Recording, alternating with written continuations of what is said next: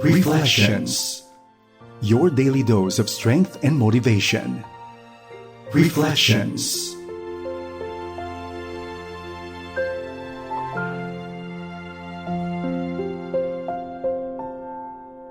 Isang mapagpalang araw sa iyo, kaibigan. Ako po inyong kaagapay, si Ruth Ramadizon, nag-aanyaya sa inyo na muli ay samahan niyo po ako sa loob ng 30 minuto dito po sa programang Reflection sa FEBC Radio TV.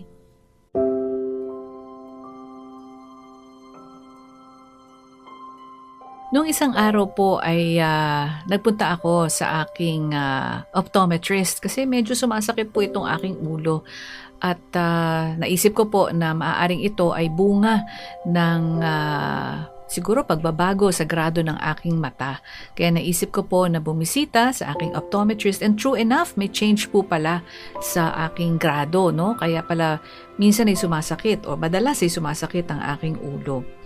Kapag po tayo ay out of focus yung ating eyesight, ay talagang merong hindi ayos sa ating pagtingin, lalo na po kung minsan po ay meron itong kalabuan. Kaya po minsan we go for an eye test to have ourselves checked dahil baka meron na po talagang hindi ayos.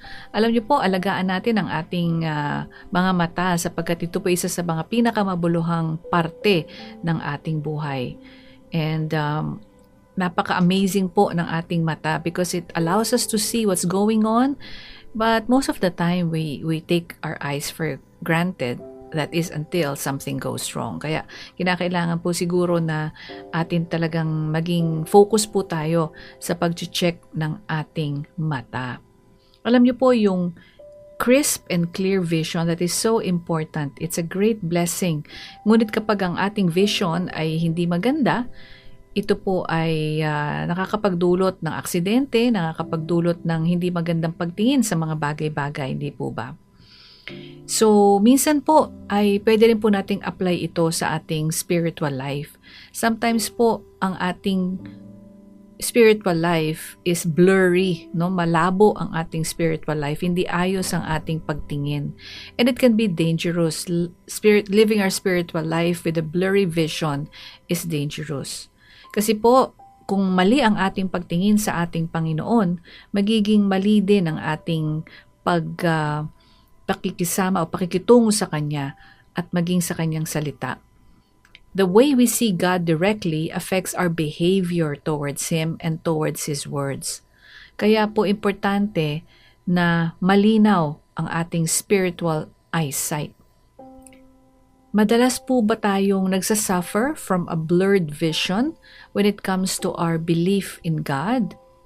When we see what we want to see, nakikita lang po ba natin yung gusto nating makita, pero hindi natin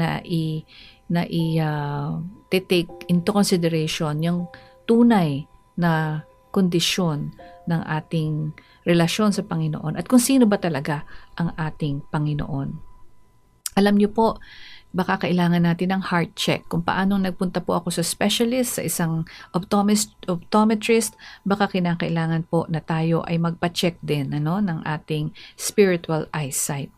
Si Apostle Paul po had a special prayer for his friends and a special emphasis sa Ephesians 1:18 na in a newer version says, I ask God to make your eyes focused and clear so you can see exactly what it is that He is calling you to do. I ask God to make your eyes focused and clear so you can see exactly what it is that He is calling you to do. Sometimes po, it would be so unfortunate if we go through life missing out on God's special plan for us because our inner eyes or our spiritual eyes ay malabo or blurry. Vision leads us to believe that life is about us. And if we want to go a different way, well, kapag po ganito ang ating tingin sa buhay, na ang buhay is all about us, tunay po na maliligaw nga tayo ng landas. Kaya importante po na ating pong dinggin ang sinasabi sa Matthew 6:22-23 that the eye is the lamp of the body. If our eyes are healthy, then our whole body will be full of life. But if our eyes are unhealthy, our whole body will be full of darkness. If the light within you is darkness, how great is that darkness? Ang spiritual darkness po or spiritual blindness is an internal condition. It occurs when we focus our attention upon our own pride or our limited understanding.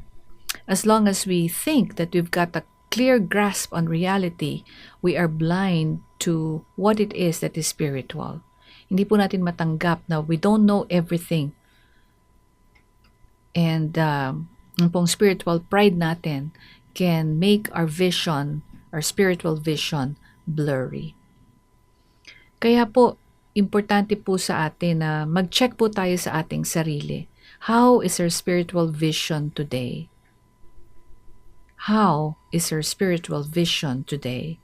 Let's ask God, allow God to transform our minds, our spiritual eyesight, so that we think differently than the world. Iba po ang ating pagtingin dapat kaysa sa pagtingin ng mundo. Sino ba ang Panginoon? To think like God, to live for God completely, we've got to really know His will. And that's why importante po that we are immersing ourselves in the Word of God, in the Bible, to give us clarity kung sino ba tayo, kung kanino ba tayo, at sino ba ang ating pinaglilingkuran. But more importantly, that so that we would know the God of the Bible, ang ating Panginoon ay lalo pa nating mas makilala. And as a result of that, we would be transformed from the inside out so that magiging malinaw po ang ating pagtingin sa ating Panginoon. Tayo po'y manalangin. Panginoon, thank you because you are the God of clarity, you are the God of order, you are the God of wisdom and understanding. I pray, O God, that you would continue to heal us of our spiritual blindness. Palinawin niyo po ang aming spiritual blurriness, yung pagkalabo ng aming tingin about spiritual matters. Reveal to us, O God, how we can examine ourselves. Holy Spirit, examine our hearts so that we would know where the spiritual blindness is coming from. Tulungan niyo po kami, Panginoon, na makilala ka naming lubusan habang ipinapakilala mo rin sa amin kung sino ba kami. Makita namin ang aming own sinfulness. And side by side with you, O Lord, may we bow down and worship you, for you are the Holy God, the Holy One, and yet loves us unconditionally, a wretched people such as us. Panginoon, restore us back to spiritual clarity and focus, and may your Holy Spirit continue to guide and protect us so that the evil one will not be able to deceive us into spiritual delinquency, into spiritual blindness, so that we would continue to pursue you with focus and clarity in our lives. In Jesus' name we pray. Amen. Marami pong salamat sa inyong pagsama sa akin dito po sa programang Reflection sa FEBC Radio TV. Ako po si Russell Ramadizon. Maaaring mag-iwan po kayo ng comment sa ating comment box to let us know how this program has impacted you. Until next time, God bless you and take care. Reflections. Your daily dose of strength and motivation. Reflections.